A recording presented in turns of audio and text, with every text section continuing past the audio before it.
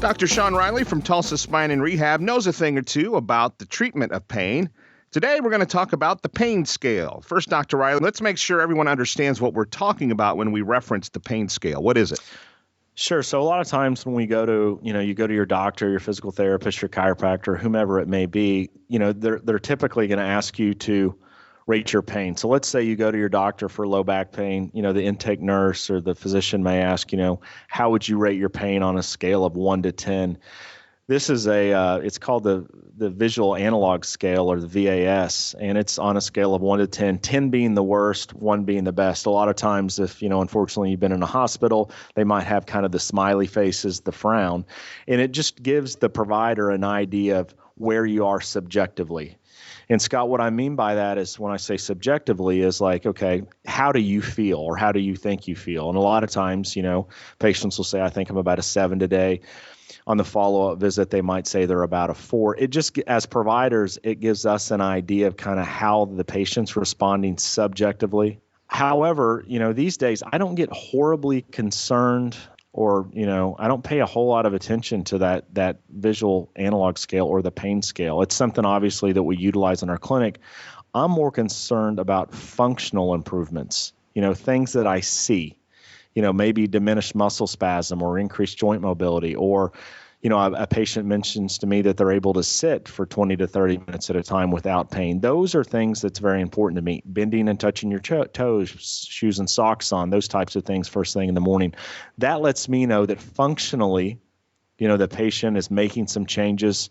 Okay, I can see some changes throughout the day. They're able to do some things that they weren't. So a lot of times you may, I might observe a patient's functional outcomes are improving.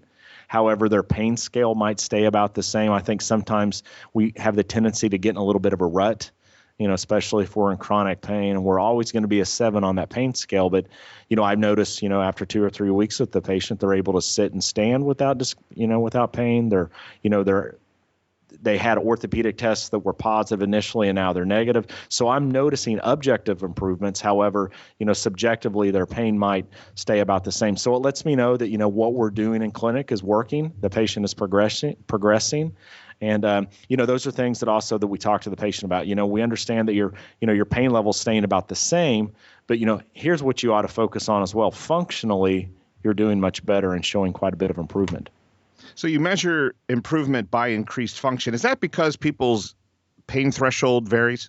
Absolutely. I mean, I might be an 8 on my pain scale, and it might be a 6 for you. And to be honest with you, a 10, is the worst. I mean, literally 10 is debilitating.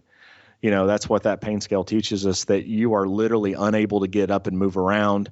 You're unable to get out of bed. A lot of times I'll see patients, what's your pain today? Well, I'm a 10. Well, I'm not saying I find that difficult to believe, but, they came into the office, they're moving just fine. So, a lot of it is psychological. It's where we think we are. And just like you said, it varies from patient to patient. My pain threshold might be much different than yours. So how do you deal with a patient who you're as the care provider, you're noticing the improvement, the increased functionality that you talked about, but they're not seeing the needle move too much on the pain scale? How do you encourage them or tell them to keep with the program? Education. I just want to spend time educating the patient on, okay, this is where you were. When you first presented to me, you had X, Y, and Z exam findings. You had positive orthopedic tests. Your range of motion was diminished. I've spoken in the past about being very specific with metrics and numbers and, identifiable numbers or metrics where we're able to measure something. Well, you had 60 degrees right rotation when you started. Now you have 86. I mean, you're really improved. So you continue to educate them that objectively they're making improvements. And as functionally they improve, we hope that the pain decreases as well, because that's the reason a lot of patients go to any doctor. They have low back pain. It's not because they can't bend over and touch, their toes or put their shoes and socks on. It's they have discomfort. So it's important that we keep them on track, that functionally they'll making improvements, and then hopefully that pain will diminish as well. And at the same time, functionally, if they're not changing and that pain's not changing, then we need to make some changes to our treatment plan or potentially refer them out to someone else. And I can imagine sometimes there are things that you can do to address the pain that maybe really aren't addressing the specific problem. You're taking care of that. You're addressing the functionality as you've talked about, but there are maybe some other things you can do peripherally to help address the pain as well. Absolutely. So a patient comes in with low back pain. I've spoken in the past about screening that patient comprehensively. We might really work on their right hip. We might notice that functionally they might have some limitations related to that right hip, the right hip may potentially be causing the low back pain. So a lot of times it's important, once again, educating the patients on what we're doing because, they come in with low back pain. We might not spend a lot of time on their low back.